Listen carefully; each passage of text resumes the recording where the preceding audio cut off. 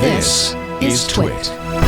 Meta has done nothing to take down fraudulent videos or schemes or scams. In fact, internally, according to a whistleblower, they projected 10% of their revenue, $16 billion, came from fraudulent ads, fake products. I'd be surprised if it's that low, to be honest. Yeah, I agree. That seems low.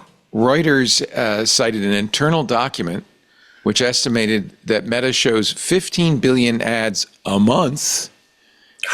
15 billion ads a month that show clear signs of promoting fraud of some kind. Now so this is the yin and yang. You can be overzealous, like YouTube, pull stuff down that's not fraudulent or even risky, or you can be like Meta and be very lenient, and then you get this. Of course, it doesn't help that Meta makes money on. This is that problem where it's like the line item of, either lawsuits or, risk, basically, that the financial risk for them to have these ads up there is like, it's much lower than the money they're making from actually selling these ads. So it's a line item for them. They said, 10% is overly inclusive. This is their own internal report, by the way. It turns out Meta has a rule. This is the problem. The team that vets advertisers can't block ads if doing so would cost Meta more than 0.15% of its revenue. There's a rule. It's a line item. Yeah, it's line item. That's going to cost us. You better let that through. We're making too much money on that. Meta also said that's not a hard limit. It's a number. I read the whole Reuters story, and it's kind of bonkers. There's also parts in where they realized that it's a problem, and so they had teams on it. At one point, they put up a dashboard with like the scammiest scammers, highlighting accounts that had really scamming, and then some of those accounts with these really scammy ads that showed up in their charts essentially for being the scammiest scammers were still up for multiple months and not taken down because somehow those efforts were not connected or whatever. They're making money on it, I guess. Every time I log into Facebook Marketplace to try to source something locally that I don't want to buy new, I see inevitably every time there's at least a good handful of sponsored ads that are very clearly AI generated product images that cannot possibly be real or are, it's like it started with all the photoshopping with like the celebrities with the T-shirts where they're like that. Yeah, this celebrity didn't, they're not actually endorsing this T-shirt company, but they're just slapping celebrities like holding up a shirt or whatever. Here from the Reuters story are 3 examples. American Help, paid for by American Assistance Group. The government is giving out $710 to all Americans. Claim your $710 tariff relief. Obviously bogus. Yeah. Elon Musk holding up a sign that says, "Hey, it's me. I have a gift for you. Text me." Done.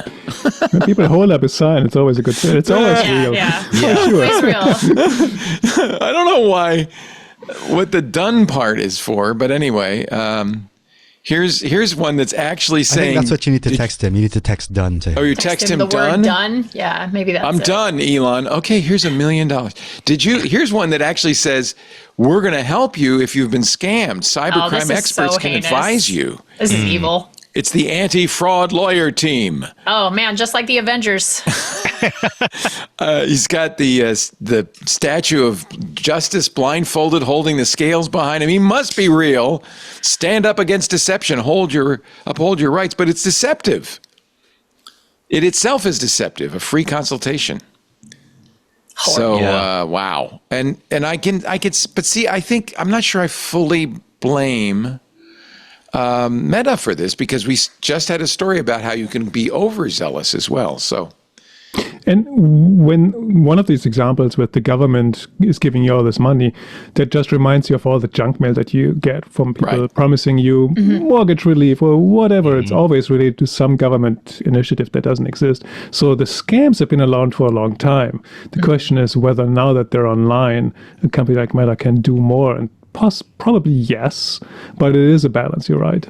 And McCormick is not offering a coaster with a set of your favorite McCormick spices for $10. McCormick said, no, that's not us. What? I'm upset. I'm not going to get that in the mail. I paid $10 for that. I got to point out that I don't know how you distinguish this from a fraudulent ad. This is right. I mean, I If could you're see. not internet savvy, especially, I mean, if you're just a regular person, like my This looks grandpa real, using right? yeah, it looks real, of course. Yeah. You get a handy stand with ready-made spices for your dish. It's ideal for cooking or as a cute gift, a taste of tradition in every jar. Don't miss it. And then just shop now button. But it's not real. McCormick said, no, that's not real. I mean, anybody who has bought spices in recent months will know that that's not real because Yeah. that's not what shit costs anymore. The price of spices has $10 for gone that? Vanilla? up. Yeah. Have you tried Yeah. to buy Might vanilla? be.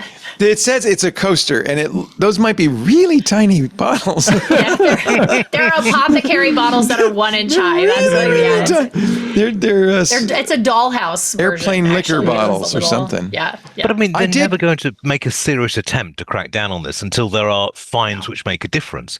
I mean, for say I don't know, the FCC or the FTC fines Meta 150 million or something. That's money down the back of the sofa for them. Right. So until you start fining companies based on revenue rather than profit, then that's never going to change. A British regulator last year said it found Meta's products were involved in 54% of all payment-related scam losses in 2023, double all the other social media platforms combined. Yeah. I mean, they have no interest in cracking down on it. And Well, why in would fact, they if it cuts into their one profit? Meta spokesperson said, well, the way we handle this is by charging scammy ads more. That really discourages them. Oh boy. What? Wow. Okay.